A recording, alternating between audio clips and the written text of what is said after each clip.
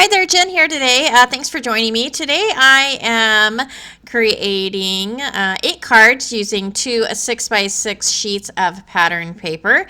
And the pattern paper is from the December box of the month for Not Too Shabby. And so I am going to go ahead and I have chosen the 2 pieces of pattern paper that I'm going to use.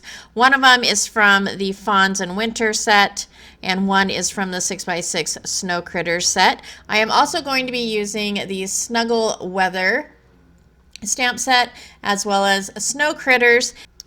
And I'm also going to be using a kind of a cream or off-white color matte for the blue paper, and then I'm going to be using this dark brown paper for the matte for the green tree paper. I will also be using two 8.5 by 11 sheets of paper cut 4 times each, so that will give me my 8 card panels. So each of those is going to be cut 4.25 by 5.5. And for this process, if you want to be exact on the exact size of the paper that you want, you can go ahead and measure it out. I don't like measurements. I don't like taking measurements. So you'll see when I create these cards, I am not doing a lot of that. So basically all I'm doing for this first piece of pattern paper is drawing an X on it.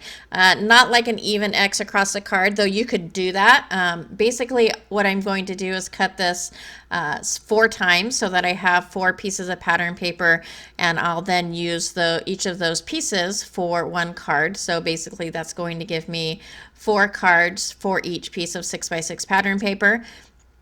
So I'm going to go ahead and take my guillotine trimmer and just trim along those pencil lines that I cut. And then when I move on to the blue piece of paper, I don't actually draw lines on it, partly because it's such a little bit of a darker paper and I didn't want to make dark pencil lines. So I just kind of winged it. I don't know, this is probably not necessarily an X, but I just kind of eyeballed it to see kind of different shapes that I would maybe want on my card panels, and so that's basically how I did it. I mean, really, you can do it any way that you want to do it. I just thought this was a super fun idea that I saw on Pinterest, and a great way to use up some pattern papers, and also a great way to make a lot of fairly quick cards. And then again, since I don't like taking measurements, I went ahead and instead of kind of measuring out each of the pieces of pattern paper to create my mat, I'm just leaving a little bit of a space around each of the pieces of pattern paper and adhering that to my mats. So again, this is kind of a cream color, and then the green paper will be on a brown mat. So I'm going to go ahead and again use my guillotine paper trimmer, and basically how I'm trimming this is I am lining up the piece of pattern paper with the edge of that plastic piece on the guillotine trimmer, and that gives me a pretty even edge as far as the space around each of the pieces of pattern paper. It's not perfect by any means, but it does get the job done. So after I have cut and matted all of my pattern paper onto my solid cardstock, I'm going to go ahead and assemble the cards. So to keep it simple, I have just gone through my stash of circle dies, and I have picked out a few that I have used on all 8 cards in this video. And so I am just, like I said, I kept it simple. I used a piece of white paper for each of the circles, and basically all I'm going to do is figure out where I want that pattern paper to fit on each of my 4.25 by 5.5 card panels. And there are some card panels that I do have to trim off a little bit of paper because they are bigger than my card panel. But if you didn't want any waste with your pattern paper, you could definitely go ahead and measure out different shapes that will fit on a 4.25 by 5.5 card panel.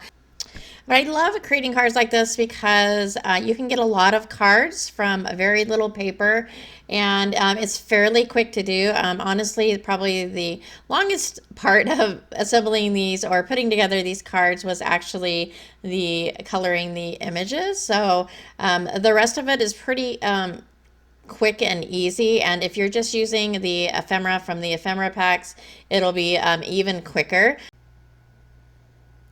And once I'm finished adding all of my pieces to the cards, I grab some different sentiments from the stamp sets, as well as a few different embellishments to kind of jazz up the cards a little bit, but I didn't add too much. There is a lot of white space on these cards. I like my white space, so it doesn't bother me too much that there is more than what I would usually have. I think they look nice and clean, and really you can add whatever you want to add to them to make them a little fuller. I think just adding the sentiment though just kind of fills in that space really nicely.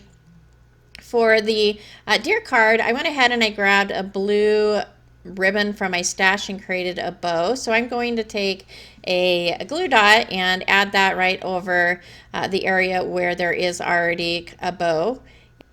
And I love using glue dots for ribbons mainly, or twine, or different things, just because they're really easy to use and they stick very well and they hold a lot better than liquid glue does.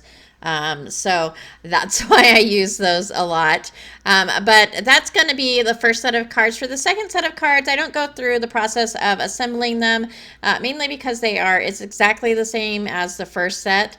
I am popping up all of the circles, adhering the different pattern papers, and then adding a sentiment. So for this one, I didn't pop up any of the sentiments. I put them in my MISTI and just stamped them directly onto that white space of the card. I love this little bunny, so adorable. And so that's going to finish off my 8 cards using 2 pieces of 6x6 pattern paper. And that is it for me today. If you like this video, I'd love a thumbs up. And I hope to see you next time. Thanks so much.